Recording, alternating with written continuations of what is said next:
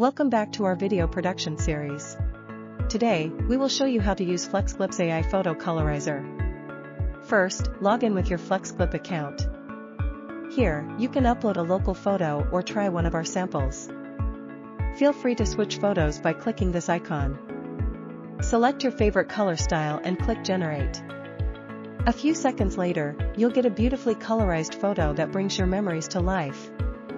If this photo is old or damaged with scratches or creases, you can also enable AI Old Photo Restoration or AI Image Upscaler.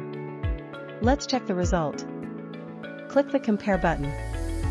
Drag the arrow icon to view the before and after difference.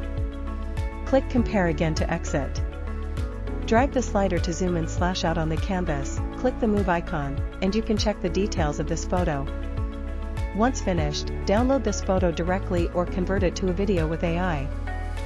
In the History tab, you can download, delete, or use multiple photos to edit a video. Click on a photo to view its details, compare the difference, share it on Facebook and Twitter, or send it to others with a link. That's all for today's tutorial. Stay tuned for more video production tips in our series.